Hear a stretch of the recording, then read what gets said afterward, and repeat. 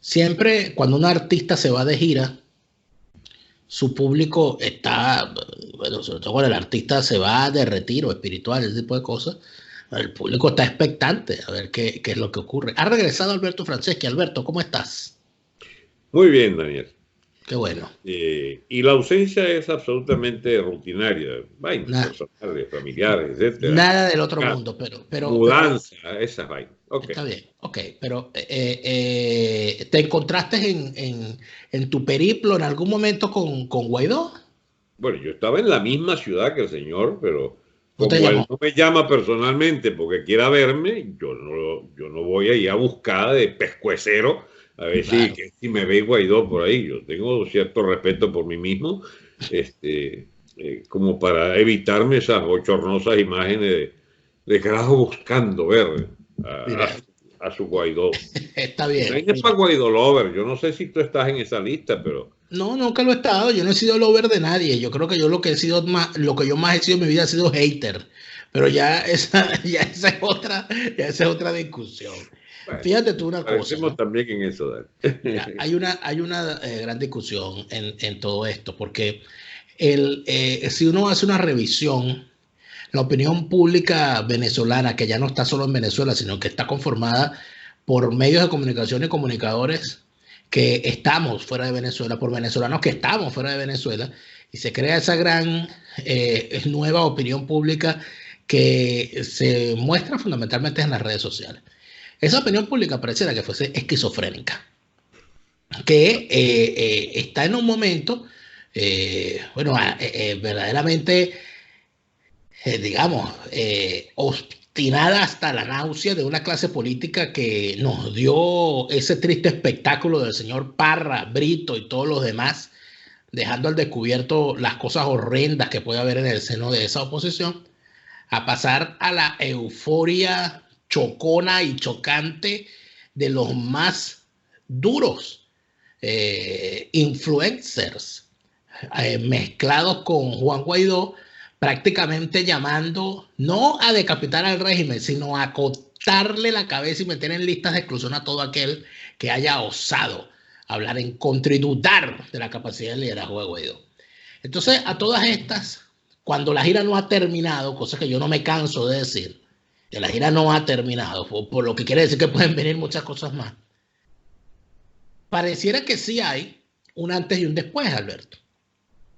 Pero no es ese antes y ese después, no se refiere precisamente a la acción de Guaidó, sino a la acción de Donald Trump. Donald Trump ha puesto unos, pareciera, corrígeme si estoy errado, pero pareciera que Donald Trump ha puesto unos nuevos límites en su discurso del Estado de la Unión cuando habló del caso Venezuela, cuando lleva a Juan Guaidó a ese Estado de la Unión y cuando además se reúne con él para hablar de asuntos que no han trascendido a la opinión pública y que probablemente no trascenderán. Pero el punto es que sí, Guaidó estuvo en el Congreso y estuvo en la Casa Blanca. Por lo tanto, se sigue teniendo claro que en el caso de Venezuela, la acción que está buscando el gobierno de los Estados Unidos, la administración Trump, pasa por un apoyo a Juan Guaidó, se quiera o no se quiera. No sé si estoy equivocado en mi percepción, quisiera conocer la tuya. Ya. Yo creo que hay una especie de inercias, de llegaderos naturales de este tipo de política que se ha venido sosteniendo desde hace varios meses. Y yo la verdad que para mí era previsible que podía tener este final, porque lo otro era otra política de Trump, otra política de la comunidad de naciones que más o menos influencia Estados Unidos. Este, la propia visita a Davos, al Reunión Económica Mundial esta, me imagino que tuvo el auspicio de Estados Unidos para presentar al señor Guaidó allí en una lectura somera de un recordatorio de que él tiene el apoyo pues de los que estaban ahí reunidos, porque ahí no había asomados, ¿entiendes? A no ser los que pudieran soportar la idea, o sea, no corría el riesgo que lo abucharan ni nada por el estilo. Gente muy seria la que estaba ahí. Entonces, una vez que se monta en lo de Davos, la pequeña girita europea, protocolar más bien, ratificando lo que ya se sabía, que le apoyan en su simbólica presidencia. Bueno, la nota fea de Sánchez de España, enredado en sus propios líos para, digamos, con una mano quitar lo que dio con la otra. Es decir, todo eso tenía una especie de preparatoria mientras Estados Unidos indagaba, ¿bien?, ya con la presencia del joven aquí en este continente, qué es lo que iban a hacer con él. Porque la decisión de recibirlo por el Estado americano, en nada más y nada menos que el evento crucial bipartidista estrella del año, que es el discurso del Estado de la Unión, eso no estaba decidido, ni tampoco lo de la Casa Blanca, hasta no testar al ciudadano en qué plan andaba finalmente. O sea, él tuvo que haber sido, digamos, caramba, interrogado lo mínimo o sondeado sobre cuáles son sus verdaderas intenciones. Pero importan las intenciones de él. No, es lo que iba a decirte. Y por lo tanto, Estados Unidos mediría el nivel de apoyo o de riesgo que asumía Trump en su discurso al presentarlo como el valiente muchacho, etcétera, y también el recibirle en la Casa Blanca con honores de jefe de Estado, etcétera, etcétera. Escúchame, Dani, nadie mejor que Trump puede saber que ese muchacho no gobierna ni en una manzana en Venezuela, ni en una callecita de un pueblo andino por allá. No, es una batalla diplomática que no es solo simbólica. Ojo, pues yo no estoy hablando de que sea una cuestión absolutamente inútil la representación que él ejerce o le hacen ejercer o finge ejercer. No, eso forma parte de la política, las percepciones, los mitos, ¿cómo se llama? Los derechos jurídicos de tal o cual pose diplomática, geopolítica, todo cuenta a la hora de medir la situación real de este presidente Guaidó. Uno sabe que no gobierna nada. Esto es lo que publica el vagabundo Diosdado.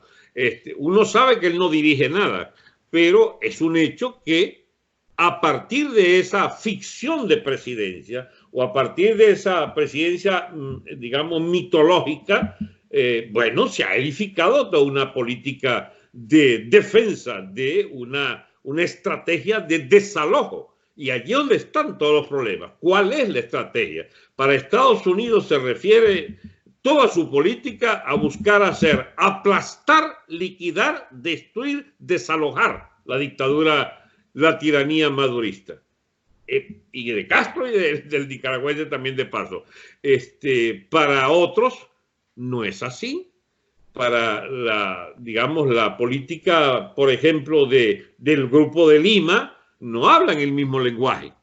El Partido Demócrata norteamericano tampoco habla así. Sánchez ¿cómo se llama? De Madrid, allá de España, está en contra de esa propuesta. Es decir, entonces, ¿vamos a un desalojo después de reventar la dictadura, que es la política de Trump? Bueno, si esa es la decisión de Trump, ni San Guaidó puede tener nada que ver con el resultado de lo que va a pasar. Pero es que el problema es que independientemente de lo que sean las intenciones o de las acciones que vaya a tomar el gobierno de Donald Trump para desalojar y para aplastar y aniquilar esa dictadura, a la tiranía chavista, bueno, el que ha sido reconocido como la alternativa política a todo esto es Juan Guaidó. Sí, pero ¿cuál es la otra alternativa que tiene Guaidó? Ninguna. Dejarse llevar por lo que opinan estos dueños del patio. Porque aquí los dueños del patio, bueno, yo no sé si vamos a diverger en esto, pero lo cierto es que el desalojo, que solo puede ser armado, solo puede ser hecho o puede echarse a andar mediante un apoyo, digamos, evidente de los Estados Unidos. Nunca creas que yo estoy entre los que crean, no voy a calificarlo, de que un cuerpo de marines desembarque, ese mito tonto de desatar a un Vietnam.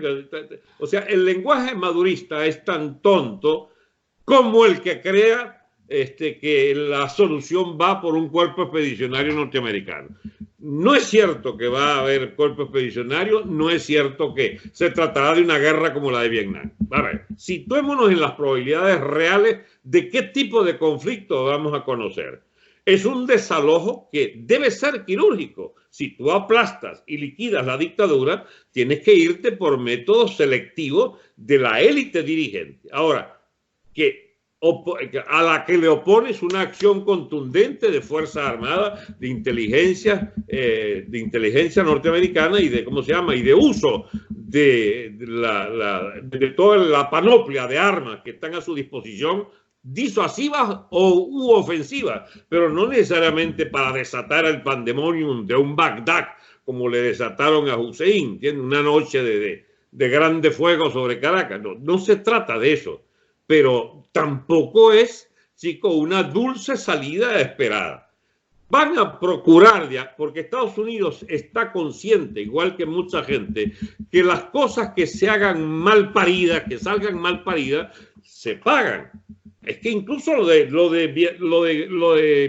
Irak, lo están pagando, porque fue extraordinaria aquellas luces de bengala sobre edificios gubernamentales y el desalojo y el loco en una cueva metió por ahí lleno de alimañas, el Hussein. Muy bien, y lo colgaste por el pescuezo. Ajá, ¿y qué fue lo que resultó de todo aquello? Un error de cálculo estratégico, pero para mí impresionante, hace que toda esa inversión que hizo Estados Unidos no es verdad que haya obtenido un triunfo estratégico de gran importancia, porque allá está Irak revuelto otra vez con los chiitas gobernando, clientes de Irán, y ahora tuvo entonces que apelar a la liquidación del Soleimani que es el jefe militar del gobierno iraquí. Pero pues, sería entonces que si uno ha revisado bien lo que es la acción exterior de los Estados Unidos, normalmente se hacen apuestas, y eso de que todas las opciones están sobre la mesa es verdad. Pero sí, es que cuando se habla de todas las opciones sobre la mesa... Y Estados Unidos quiere que le salga barato. Es decir, claro. Por supuesto que tienen que buscar que le salga barato. Por supuesto, Alberto, pero es que hay algo que yo siempre he dicho, que es que cuando se habla de todas las opciones que están sobre la mesa, no hacer nada es una de esas opciones. Y apostar. Te me fuiste para otro extremo. No hacer nada es una opción. Porque si todas las opciones están sobre la mesa... Es que ya dijeron tantas cosas que la opción no hacer nada no cuadra, Dani. Pero la opción, por ejemplo, ¿a ti te parece que es una opción válida apostarle a este jueguito de nombrar un CNE, que si sean 3-2 o 3-3 o 2-2 más 1 o estas sumas y restas que hace Timoteo, que es muy bueno haciendo esas estupideces, todos los tiempos lo ha hecho, y entonces se cuadran un CNE y deciden, no, vamos a ir a unas elecciones parlamentarias porque eso es lo que corresponde, y entonces esas elecciones parlamentarias serían, y te la van a vender, te voy a decir cómo te la van a vender, van a decir, no, tenemos que ir, tenemos que participar porque tenemos que demostrar, este va a ser el primer paso, y luego con esa Asamblea Nacional que va a ser mayoritariamente opositora, y a partir de allí vamos a convocar referéndum, todas las cantidades de estupideces que nos han dicho ya, y eso de alguna manera sería una acción política que tratarían ellos de venderla como un paso más en la ruta al cese de la usurpación. Bueno, muy bien, Dani. Yo, si fuera los yanquis, yo apostara a dejarles hacer esa estupidez. Porque de lo único que yo estoy seguro es que cada día que pasa los detestan más. Y que la gente hizo, digamos, sencillamente sinónimos, homologables. Los chavistas y la MUD. La peste gubernamental roja y la peste opositora, digamos, de fingimientos de prostituidos de toda clase. Si tarda este proceso por esas artimañas, ya, hay que ver qué riñones puede tener, chico, digamos, qué falta de calidad elemental de racionalidad puede tener, por ejemplo, una política que descanse sobre Timoteo, sobre unas conversaciones con Fermín, sobre... O sea, pero por favor, ¿de qué está hablando esta gente? Estos son unos ganapanas y son idiotas. de la política que creen que todos los demás son gafos, en particular las fuerzas gigantescas que están detrás de esto.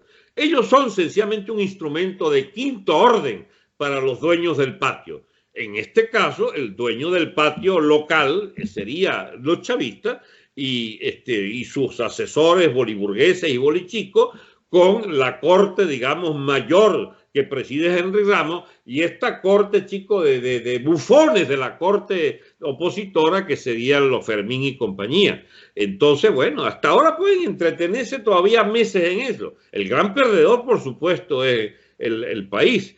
Pero cuando tú ves, por ejemplo, que se llenan Ciudad Traqui por allá hasta en Apure, y empieza a aparecer una dolarización acelerada de la economía, y un 10%, de 5 a 7, 8, 10% máximo de la población pueden estar en ese circuito de la burbuja de prosperidad. Bueno, eso necesita los Fermín y necesita esta oposición de pacotilla que están, digamos, endosando que Maduro siga con su plan electoral. Pero que yo sepa, Estados Unidos no juega esa carta. No juega, la desacredita y explícitamente ha dicho que no es su opción. Porque cuando tú dices aplastar, ¿cómo se llama? Desalojar, aplastar, liquidar, no estás permitiéndote darle esperanzas a una salida electoral favorable a Maduro. Pero esa, bueno, estoy tratando de hacer el papel de defensor de lo indefendible. Se me hace muy difícil, debo confesar. Pero yo te podría decir, bueno, pero en unas elecciones podemos aplastar a la dictadura con unas elecciones como pasó en Chile, como pasó en Nicaragua. Bueno, ¿y cuál crees tú que es la dificultad nuestra para enfocarnos en ese escenario?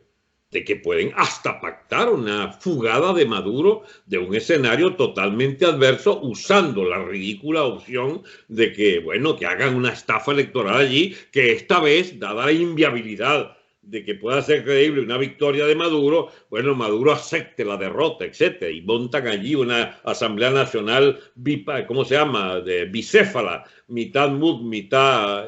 o sea, el chamorro, escúchese que aquí no se ha inventado nada. Sí. El régimen ¿cómo se llama?, frente a una presión armada de la contra y un cerco total de Reagan al gobierno sandinista, pactaron entonces, porque para mí empieza a hacerse sospechosa, chico, la sobrevivencia de 7 vidas del gato, ¿cómo se llama Padrino? Okay. ¿No será que planean hacer con Padrino lo que hicieron con el hermano de Daniel Ortega? Conservan la Fuerza Armada, ¿cómo se llama?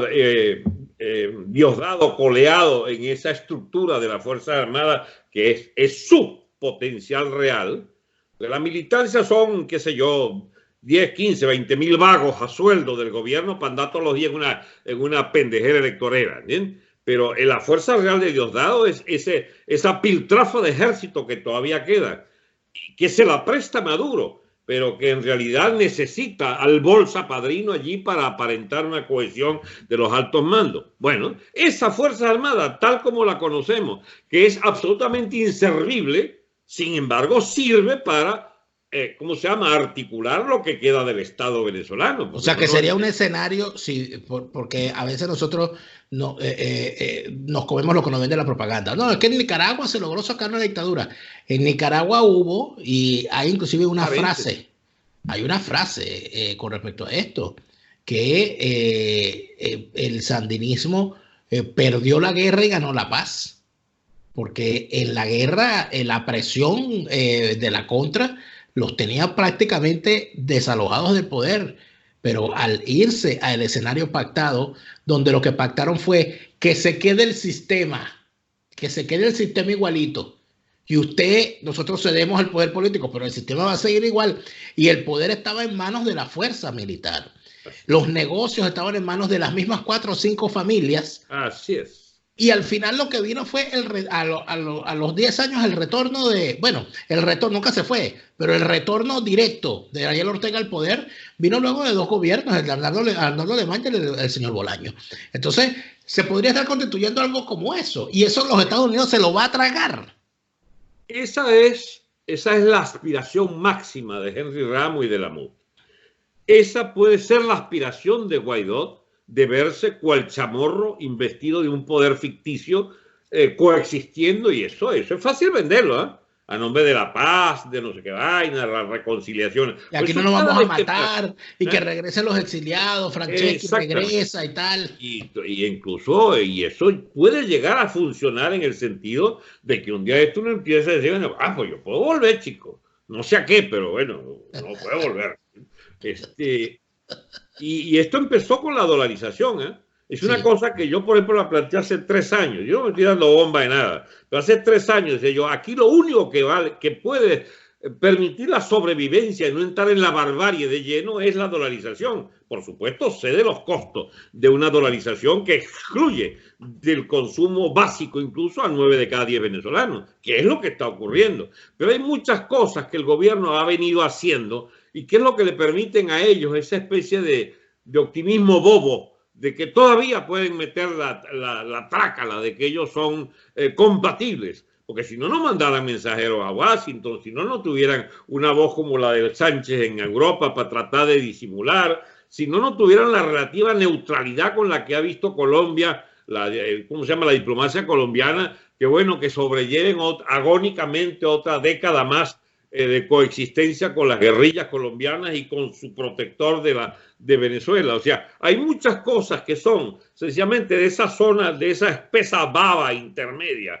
de falta de definiciones en la geopolítica. Y la geopolítica te dicta que los problemas efectivamente no necesariamente se resuelven por la guerra, pero solo la guerra le pone el signo distintivo de que hay otra etapa, otro régimen. Entonces, esa es la discusión que hay que hacer. ¿Usted cree viable, amigo Lara Farías, que el Estado venezolano aún pueda ser viable coexistiendo el chavismo con los bolichicos y la oposición de Henry Ramos, etcétera? No, eso sería la derrota, no, eso sería la derrota absoluta de la noción de democracia que tenemos como entendida desde siempre. Pero el problema no es lo que yo crea, el problema es los Estados Unidos se tragaría eso. Ya va, Dani, pero yo tengo que ser honesto intelectualmente. Eso que es muy importante para gente como tú o como yo, puede no ser lo principal, si es democrático o no el régimen. Más importante, si es democrático, no es si la población acepta que todos los pasivos que significaron 21 años de ignominia, de saqueo, ¿cómo se llama?, de asesinatos, de torturas, de cárceles, si eso se acepta como si fuera un hecho menor, y entonces se reintegran todos en la nueva fiesta con nuevos nombres, nuevas figurillas, etcétera, etcétera. O sea, para mí es lo duro de tragar. O sea, si tú montas un régimen algo autoritario, póngale el caso de una junta, vamos a suponer, y todo en un terreno absolutamente ideal, Dani. Una junta de gobierno bipartita, o sea, mitad MUD, mitad gobierno, y pones allí una figura, algún bobolongo de estos que entonces permita un Fermín, por ejemplo, o el mismo Tigre del que se hablaba. O sea, algo que le dé la ilusión a la gente que terminó el chavismo, pero sigue por dentro toda la putrefacción del Estado delincuente del narcoestado chavista. Bueno, pudieran ganar tiempo, pero solo habrían diferido y le entregan el paquete a ese gobiernucho o a quienes en unas eventuales posteriores elecciones se puedan hacer, le entregan el paquete de la destrucción nacional, porque eso fue lo que ocurrió. Entonces, ¿cómo imaginarnos esos finales no felices, pero sí como pactados, con música no estridente, o sea, con música suave? ¿Es posible esa salida? Yo creo que eso es una ficción total y completa, porque en definitiva, Dani, a lo largo de siglos, solo la guerra puede generar condiciones visibles de cambio de régimen, de cambio de Estado, de cambio de castas dirigentes.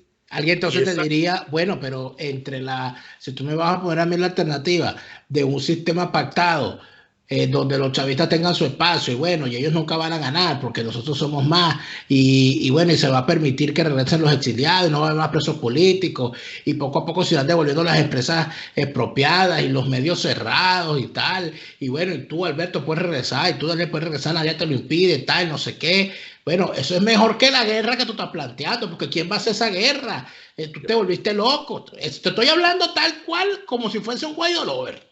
Bueno, muy bien, Daniel, muy bien. Es que es así que tenemos que analizar las cosas. ¿Tú sabes por qué yo puedo expresarme como me expreso, Dani? Por la garantía de que estoy discutiendo, no discutiendo, que estoy analizando con una persona racional estos temas peliagudos de la geopolítica, de la situación. Lo que está en juego en Venezuela son cosas mucho más importantes que Guaidó, muchísimo más importante que hasta la democracia venezolana, etcétera, etcétera. Escúchame, se está hablando de que lo que más seduce a Estados Unidos es rasparse la dirección madurista, diosdadista del Estado venezolano. O sea, hacerle una, ¿cómo se llama? Una parecida al iraní este que rasparon ahorita. ¿Bien? Porque es que lo que está planteado en Venezuela no es una cuestión de democracia sí, democracia no. Es un Estado narco, un Estado mafioso, un Estado narcoterrorista. Base política geoestratégica de Irán en América. Base geopolítica de los intereses más, digamos, opuestos, se llama antagónicos a los intereses norteamericanos. Y llega Trump y aguanta sus 2-3 primeros años tanteando el terreno, desmantelando una burocracia infecta del Departamento de Estado dirigida por todos aquellos que querían la reconciliación con los Castro, presidida por Obama y la Clinton. Han venido apartando los Shannon que pelaban el dientero al lado de Diosdado. O sea, han ido apartando y desmontando aquello, porque cuesta 2-3 años desmontar lo que había. ¿Tú crees que está preparándose entonces para nada más un cambio de amigos y de personas allí a la cabeza del Estado americano? Pero que yo lo que podría pensar es que en un año electoral y todo aquello, lo mejor lo que más le interesaría al gobierno a la administración Trump es decir, bueno, vamos a desactivar esa crisis con esa cuestión, ok, de forma tal que podamos decir que se está buscando una solución. Bueno, los chavistas van a traicionar el acuerdo, eso no se va a lograr, van a trampear, etcétera. Sí, después del 4 de noviembre del 2020 veremos qué se hace. Pero mientras tanto puede venderse eso que vendió Donald Trump, que parece que hay gente que no lo escuchó, que Donald Trump dijo, estamos encabezando una coalición, poderosa coalición diplomática de 59 naciones para poner fin a este régimen, bla, bla, bla, bla, bla. En tal sentido. Cuando acepte el chavismo ser desalojado. Pero pues la dificultad. A ver, los que apostamos para una erradicación de cirugía mayor de este Estado delincuente, nuestros grandes aliados son los chavistas. La brutalidad, el nivel de estupidez de la dirección chavista, el carácter criminal de esos dirigentes, son tus aliados para saber que no hay transacción posible. Porque para esos escenarios de componer, de recomponer, de buscar alguna cosa parecida a una transición tipo Chamorro, tú necesitas la aquiescencia del otro sector. Pero una vaina desbordada en manos de ampones, callejeros, de pranes, etcétera, de toda clase, ya no hay garantía de que el chavismo pueda cambiar todavía de caballo a mitad del río, y el río te lleva es para la confrontación violenta. Yo no veo a una fuerza chavista entendiéndose con la oposición, por más alcahueta y cabrona que sea, no los veo entendiéndose para un calendario donde el chavismo se retira en paz o se medio retira y da el chance de una medio entrada de los factores enemigos de ellos. No. Ellos van a jugarse a sostener su porquería de revolución. Esas son las lecciones del comunismo a lo largo de un siglo y pico, Dani. No estaremos porque este señor de las relaciones exteriores rusas, el señor Lavrov. Fue a Caracas y todo aquello. Apareció Zapatero, ¿no? Que Zapatero es como esa especie de viejo cuatrero de las épocas pasadas venezolanas, que cuando soltaban el rumor en el pueblo de que había aparecido el cuatero fulano, salían las abuelas a pasarle cerrojo a las puertas y a esconder a las muchachitas. No viniese ese cuatrero a dar cuenta de las pobres muchachitas también. Eso es algo con Zapatero. No pareciera que haya algo cocinándose, porque está el ruso. Aparece Zapatero, que si aparece Zapatero eso es mala señal. Eso cuando aparece el señor que vende las urnas, ¿no? El señor que vende el seguro funerario. Apareció Zapatero. ¿No se estará cocinando algo que al fin y al cabo sea esas propuestas mafiosas que don Corleone decía, una propuesta que no podrá rechazar? Mira, Dani. ¿Te puedo decir cuál es? ¿Te puedo decir cuál es la propuesta? Por ejemplo, la propuesta podría ser la siguiente. Bueno, pero ustedes no quieren elecciones. Ustedes quieren elecciones. Si ustedes quieren elecciones, necesitamos un CNE. Aquí está este CNE. Mira, 2 chavistas, 2 opositores y un independiente. Que sabemos todos que... Yo te oí tu análisis. Ajá, ok. Luego, decirte lo otro. Pero mira, las elecciones presidenciales, sí, claro, después que se apruebe la Constitución, porque la Asamblea Nacional Constituyente está haciendo una nueva Constitución. Después que se haga esa Constitución, hay que ir a un proceso de relegitimación de los poderes. En ese momento haremos unas elecciones para todo el mundo y ustedes irán a sus elecciones. Para mí, allí es donde está montada la trampa, porque esa, número 1, van a tener que reconocer a esa constituyente. Número 2, van a tener que reconocer el producto de ese árbol envenenado de esa constituyente, que va a ser una constitución que les va a imponer unas reglas de juego distintas a las actuales. Bueno, inclusive elecciones de otro tipo. Dani, eso se lo van a tragar. Eso puede tragárselo Borges, se lo puede tragar Guaidó, quien opinó, y no puede decir que no lo dijo, que Cuba era parte de la solución. Eso lo puede tragar todo ese espectro de esa oposición de pacotilla que tenemos. Pero eso no es lo que aspira a que se cumpla desde la política norteamericana. ¿Y Trump le puede llevar la contraria a lo que opine toda la clase política venezolana? No, sencillamente los deja podrir. Los deja podrir porque mientras tanto, gente como tú y como yo seguirá explicándole a los venezolanos que nuestro problema de fondo es que no se sabe cuál es la diferencia entre la bosta chavista y la bosta de los pequeños corruptos, estos aprendices de ladronzuelos, de millonarios, ¿entiendes? A sueldos de intereses oscuros que empiezan, por cierto, a salir a flote. Ahí está el famoso Betancourt, con un apellido que no le correspondería. El señor, ¿cómo se llama? Alejandro Betancourt. Alejandro Betancourt pichando, ahí está el Gorrín, ahí está, empiezan a aparecer. No ha aparecido, pero debe ser los que más financia el tal Escotet. O sea, están todavía. Y Cisneros, por favor, que pasa agachado una vez más. ¿Bien? Manda a decir que está muy enfermo y que la hija dirige la cosa, pero ese está más que nunca haciendo sus lobbies. En Washington, donde siempre lo ha hecho por 50 años. Entonces, esa figura tenebrosa del status quo chavista y que preparan un nuevo status quo para seguir en esta especie de calle de la amargura en la que nos traen desde hace décadas, porque este problema, como tú bien también señalas, es una vaina que arranca de muy atrás. Esto no es 20 años de chavismo, estos son 20 años de descomposición y ruina del viejo sistema democrático que le entregó al chavismo un país, chico, lleno de posibilidades y lo convirtió, chico, en un patio ¿cómo se llama?, de frustraciones de todo tipo. Entonces, ¿qué es lo que hay detrás de todo esto? La maldita manía de hacer millones a costa del sufrimiento de las mayorías, chicos. Aquí lo que está detrás de la dolarización es el sueño de Cisneros, el sueño del de la Polar, chicos, el sueño de todos.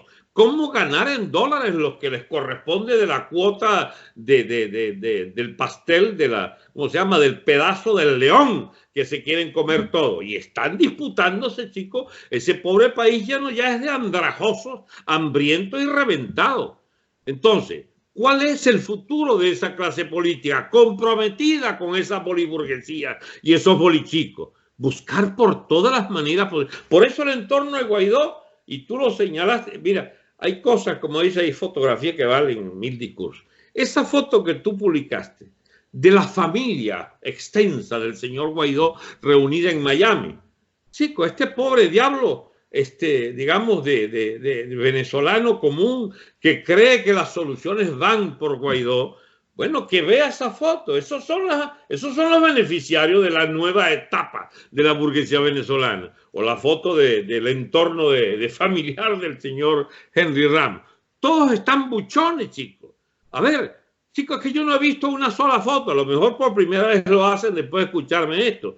Nunca han llevado, chicos, una cajita de remedios o unas vacunas, chicos, con unos dólares que compró esos pollos. Estos tipos están atragantados con decenas de millones de dólares. Mira, la gira esta, chicos. ¿Cómo es posible que todos los que estaban en Miami, Nueva York y Washington se fueron para Madrid y desde allá se trajeron los que estaban en Madrid? Entonces, para la estación Miami. Chicos, son paseadores, son algo así, pero parásitos en el más alto sentido del término, que disfrutan con su privilegio. Hay una señal importante. Lograron viajar algunos desde Londres a Davos. De Davos lograron algunos viajar a París. Otros simplemente llegaron a Madrid y de Madrid se fueron para Miami. Pero a Washington no fueron todos.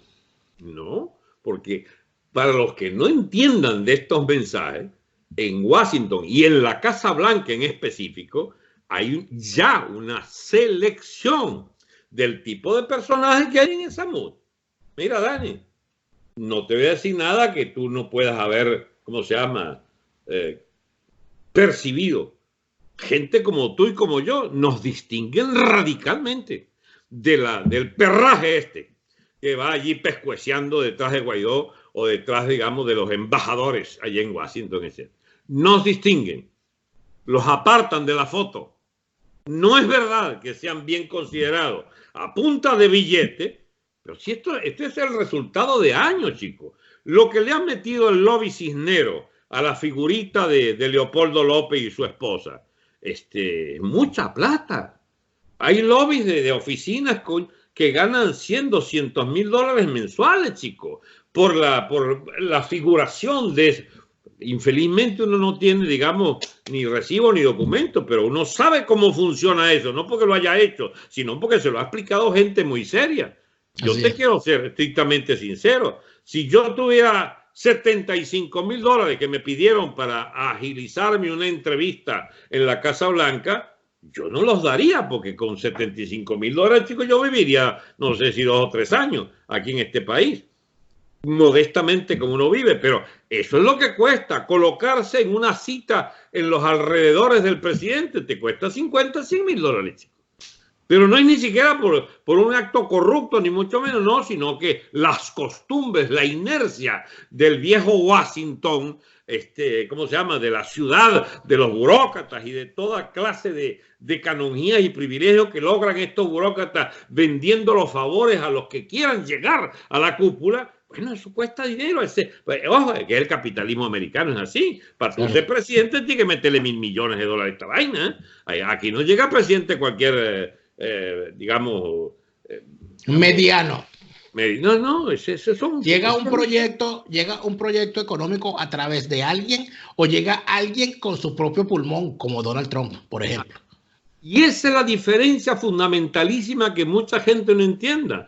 Este tipo vino con una agenda completa, Donald Trump. No hizo compromisos con los que muchos hubieran querido atornillarle a intereses de la vieja manera de hacer política, diplomacia y sobre todo diplomacia económica.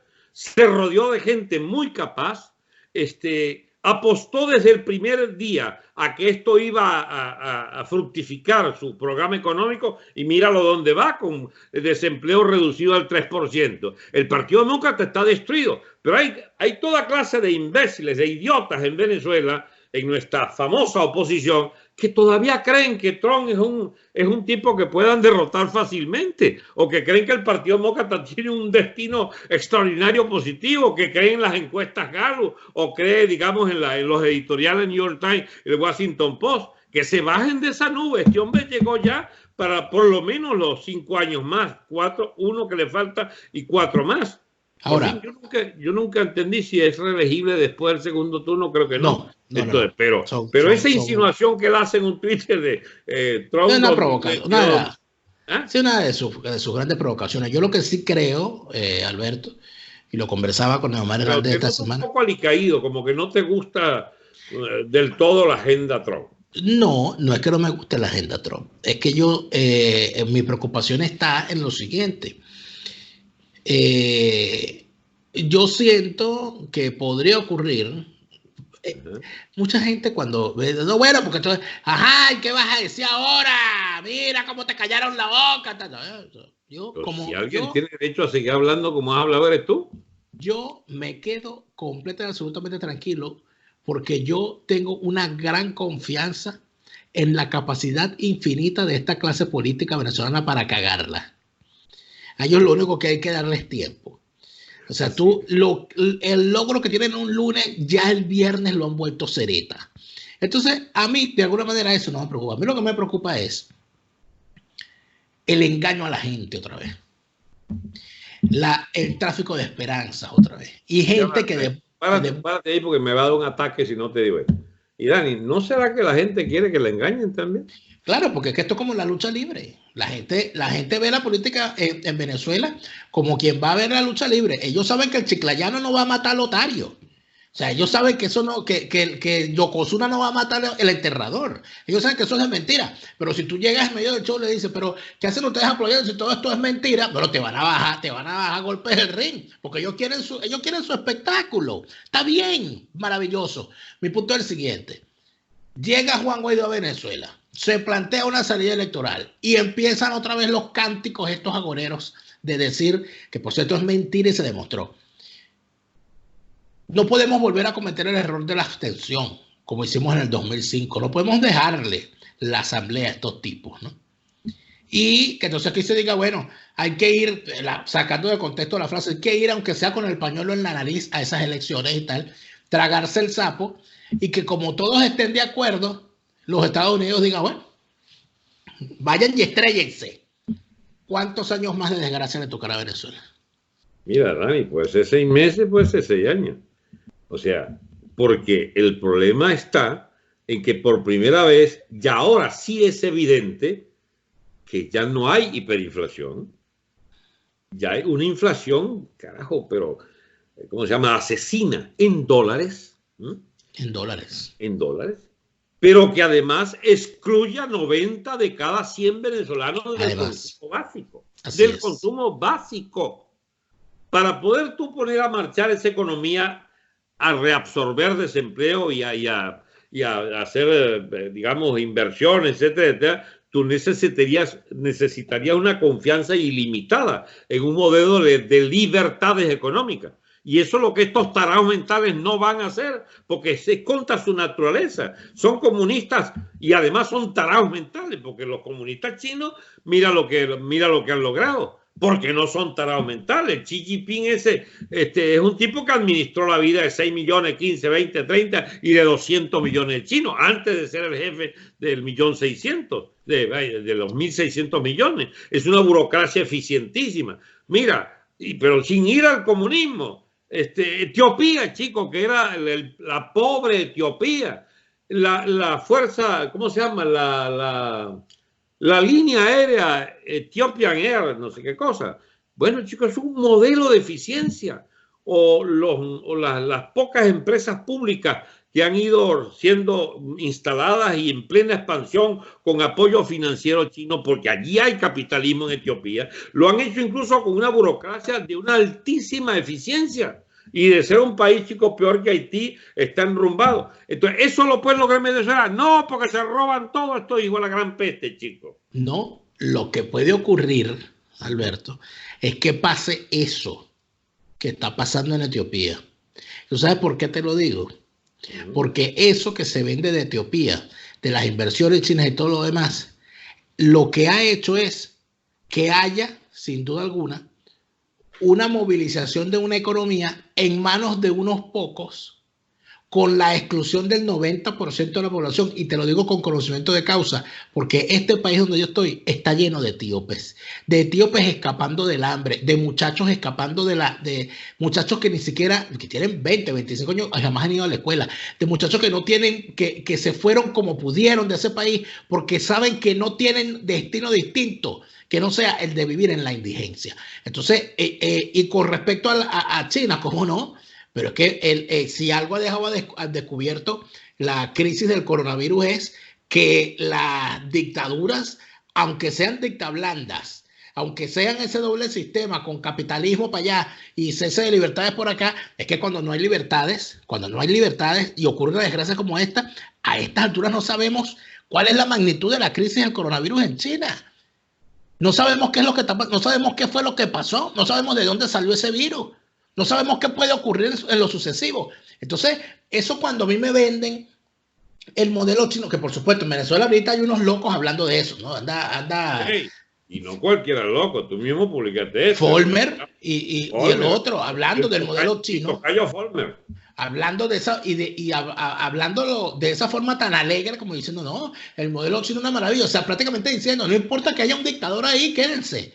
Pero déjennos a nosotros hacer negocio y enriquecernos con los demás. Y no importa que le paguemos 3 lochas a los trabajadores, que total y al fin y al cabo eso nos va a dar la fuerza exportadora para seguirnos enriqueciendo. Cuando tú ves una cosa como esa, tú dices, pero es que todavía podemos estar peor. Y todavía pueden venderse como soluciones grilletes mayores para la sociedad. Dale. Sí, yo quisiera, como hay que empezar a aterrizar, no porque no hayamos hablado aterrizado, pero creo que sí, ya tenemos una hora, ¿no? Escasa, ¿no? No es la hora todavía, pero sí hay que ir como tratar de recoger todas estas cosas que hemos ido vaya concluyendo, pues. No, yo creo que se trata de un escenario que perfectamente no puede, ¿cómo se llama?, descartarse. Todo lo que tú has dicho, la eventualidad de un patio electoral allí, de oportunistas de cuarta categoría haciendo su gran negocio de cómplices y cabrones del chavismo para montar un tinglado electoral. Estamos al inicio de esa pachanga que puede llevar el resto del año. No hay fuerza social, debería haberla, pero parece que no la hay para generar un estallido contra toda la clase política. Salvo en una eventualidad electoral donde el repudio de la gente a unas elecciones vuelva a señalar que están todos que hay mucha gente en contra, pero no hay garantía de que haya esa conducta contraria de la población. Pueden entrar también en la estafa electoral mucha gente con estas tontas ilusiones de que todo puede mejorarse, ya que no podemos derrotarlos y liquidarlos, vamos a buscar un modus vivendi con ellos, vamos a buscar un acomodo. Habrán llegado al país a esa situación, que viene de allá para acá la contraoferta. O hay éxito en alguna de las políticas estas del chavismo, o que se olviden de que puedan tener ningún asidero social, porque lo que van es sencillamente a agravarse en las condiciones de miseria actual a un aspecto más grotesco de esa crisis. Mira, Dani, yo vi una foto muy preocupante que no la había visto, que era esa especie de peajes improvisados que van, chicos, asaltando la gente que va en la carretera. Digamos, para poder pasar tienes que pagar gasolina o plata. O sea, ese vandalismo generalizado es un país que se fue de madre hace rato. Es una ausencia de Estado. Y el tema nuestro es precisamente que quienes hubieran podido hacer desde el principio allá con Chávez un modelo de orden y de todos los privilegios que quisieran, pero basados en un orden, hayan dejado en manos del pranato carcelario la economía y en manos, chicos, del amponato común y corriente la seguridad de los ciudadanos y de la ciudad y la familia. O sea, cuando se ha llegado a este nivel de putrefacción, y que además señala, por supuesto, que PDVSA fue desbancada, que la minería es lo que es, digamos, en manos del AMPA binacional, etcétera, de la FARC y del ELN. O sea, una vez que llegaste a este punto de no retorno, ¿cómo es que regeneran ese tejido? Yo no veo claro cómo pueda hacerse sin un digamos, esfuerzo de orden muy dramático, Dani. Aquí no se ha paseado la gente, porque la única manera de enderezar esto es diferenciar entre malandro y policía. Y esa diferenciación, tú eres malandro y estás liquidado, o tú eres policía y me respetas, esa diferenciación no se logra, porque el chavismo confundió todo en una especie de casta única de policía malandro y de malandro que cuida intereses de territorios específicos. El peor de los crímenes del chavismo fue la putrefacción de las Fuerzas Armadas y Policiales. El peor crimen chavista es el Estado delincuente, el Estado forajido, el Estado fallido. Tú no logras recomponer un Estado fallido si no hay una fuerza que reabsorba esa jerarquización social, que para empezar tendría que ser por la economía, donde unos ganan algo, unos más, otros mucho más, otros exorbitantes, pero hay esa jerarquía. Pero cuando tú montas ese disparate, digamos, ahora de una dolarización sin libertades, sin sistema bancario, pueden ir, de verdad pueden resolver el tema de la moneda, excluyendo con la estupidez del peto y de los bonos y más bonos y más bonos, o sea, por la vía de, digamos, ahí te mando esto para que comas esta quincena. Eso no es una economía, eso es una estafa. No sería el crimen perfecto para el chavismo, inclusive hacer unas elecciones y perderlas a sabiendas de que la bomba de tiempo que han armado es lo suficientemente letal como para en poco tiempo regresar por cualquier vía al poder? Bueno, entonces, Dani, estamos en el mero centro, en el meollo del tema, de gente como tú, como yo, aunque no te gusta mucho la política, lo disimulas bastante. Dani, el primer maíz es de los pericos, dicen en los campos. La MUD puede ser llamada, y a lo mejor le toca gobernar. Lo que no sé es por cuántos días y semanas. Pero personas como yo, Dani, yo no ando en plan de pedante, te lo juro que no es mi espíritu. No. Dani, el chance de que un relevo profundo de la clase política esté planteado en el corto plazo, eso viene con la dinámica de cómo se resuelva este lío. Si el chavismo hace esa política, ¿cómo la llamaste? La operación perfecta. El crimen perfecto. El crimen perfecto. Si logran, bueno, ahí está tu presidencia, Guaidó, con tus eleccioncitas preparadas y tu euforia. Y la gente manifestando, ¡ay, qué grande que es Guaidó! Y qué grande es la muy Henry Ramos, el nuevo santo. ¿Cuántos meses dura eso? Dani, en cuestión de 3, 4, 5 meses, los van a colgar de los postes. Porque el país es irreversible que se vaya a la violencia indiscriminada. Porque el Estado debe ser reconstruido para poder administrar. Usted se queda quieto ahí. Esta casa no es suya, salga de ahí. Esa casa es de este propietario. Esa Venezuela disuelta, reconstruirla, costó 4 o 5 guerras civiles del siglo XIX y una dictadura de Gómez que finalmente puso orden en la PEA. ¿Qué va a hacer después de que se vivió 40 años en la semidemocracia aquella y Chávez acabó con toda esa vaina? ¿Qué es lo que puede ocurrir una vez que se llegó al madurismo, expresión última, definitiva y, digamos, visible de la putrefacción social? ¿Qué puede venir después de eso? ¿Más putrefacto? No puede ser. O mejor dicho, sí puede ser.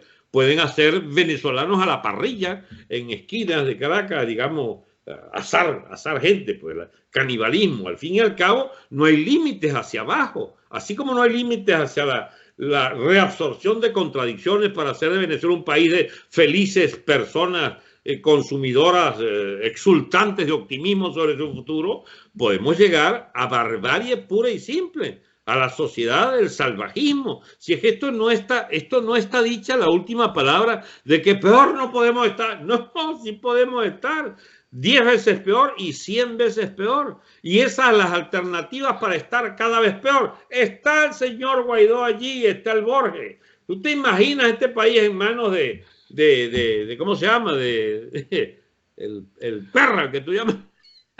Luis Perra. El Luis Perra y el otro. ¿Tú te imaginas este país en manos de semejantes zarandajos, chicos? Bueno, eso viene. Entonces, ¿el país qué va a hacer con ese tipo de personajes? ¿Los acompaña o empieza a pensar seriamente en que es mejor apedrearles? Porque hasta ahora han salido lisos, no les ha pasado nada. Apenas les han desasistido a sus mítines, a sus eventos, a sus tramoyas, a sus trampas. El propio Guaidó, que llegó, chico, a personificar una masa gigantesca de personas en la calle de Caracas y en cada ciudad. Esas masas, ¿dónde están? Están rumiando en sus frustraciones que el muchacho falló. Ajá. Ahora los anima, porque que Trump y que va a venir. Ajá. Pero Trump les dice, mire, pero entonces, ¿qué es lo que, ¿cómo es que van a hacer para desalojar a Maduro? Porque que Trump no se está jugando nada en Venezuela salvo ganar. Él no se metió en esta vaina para perder.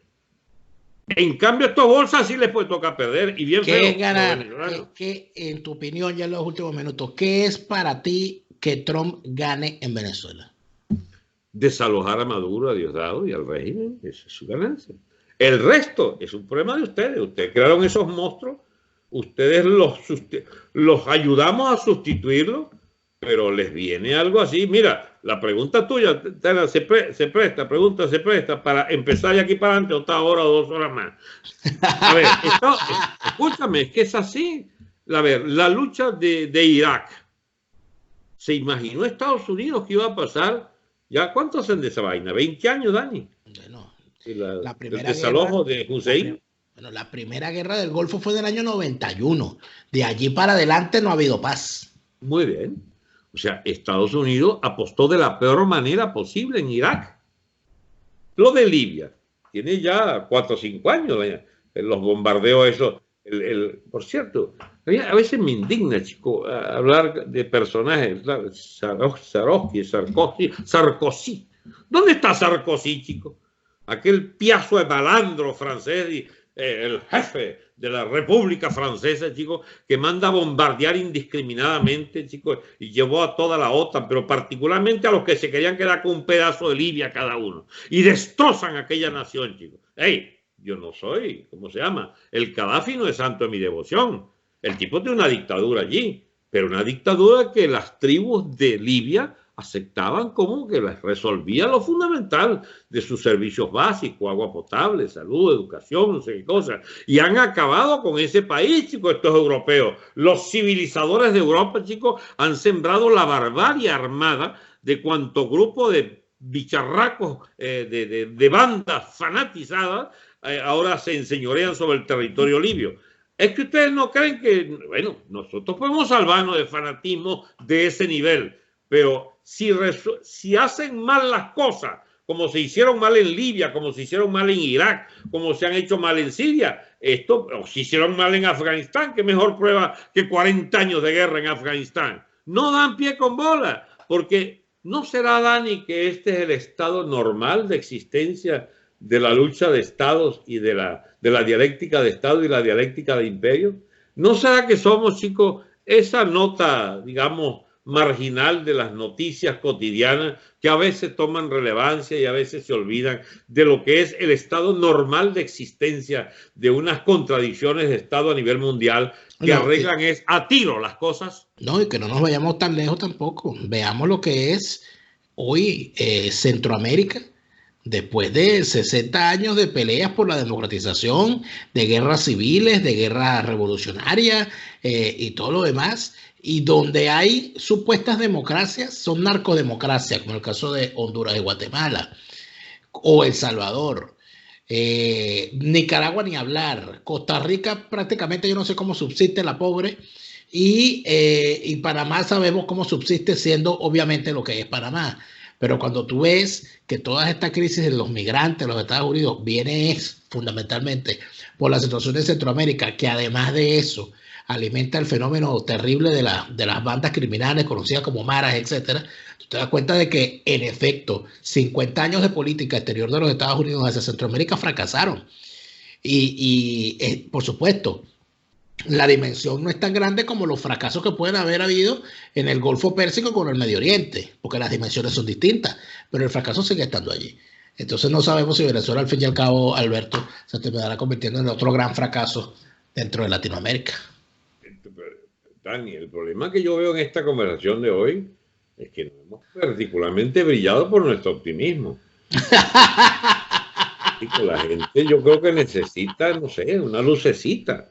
Pero, Es una velita prendida. Ese optimismo no se lo da Guaidó. La gente está contenta con Guaidó, la gente siente que Guaidó volvió al ruedo. No, pues no seamos cínicos, Dani. No estoy siendo cínico, la gente se aferra a ese tipo de personaje. Es porque, carajo, chico, no entiende estas cosas. Nosotros tenemos la maldición de haber conocido, chicos, hemos bebido de las fuentes del saber y sabemos distinguir, chicos, lo que es un Estado, de un régimen, de un gobierno, sabemos distinguir lo que es un caco en política, un malandro y un tipo honesto. O sea, la gente intuye que hay un perraje allí, pero la gente le ha costado. Yo a veces, chicos, me pongo a ver mis vainas viejas, ¿no? De 10, 15 años atrás. Dani, yo era una voz solitaria y tú eras otra. El perraje, chico, existe en el Country Club de Caracas, en la Lagunita Country Club. Ahí empieza el perraje, chico. En los grandes banqueros de Venezuela, en los capitanes de industria. Pero por favor, esta gente nos vendió el alma hace 20, 30, 40 años atrás también. ¿Y cómo se rehace aquel tejido social? ¿Cómo se hace si el Alejandro Betancur ahora quiere que le taparé, chico, la estafa de la Derwish, etcétera, a cambio de unas financillas allí para reunir la gran familia Guaidó en Miami o la gran familia de la MUD paseante en primera clase, chico? Escúchame, esto es una tragedia mucho mayor de lo que la gente cree. Sin duda, sin duda. Pero bueno, tú querías ser optimista, te dejé un chance para que lo fuera. No, ya va, que no he terminado.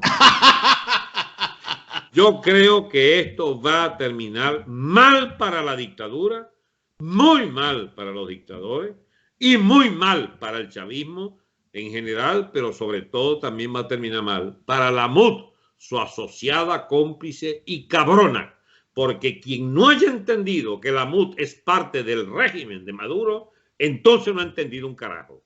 Y esa es la definición básica con la que hay que quedar.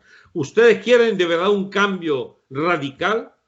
Bueno, empiecen a imaginarse otro line-up de la política distinto a este perraje de la MUD buscando real, chico, que es esa manera loca que inventaron los venezolanos de sin trabajar hacerse millonarios por la vía de la política. Muchas gracias, Alberto. Gracias a ti.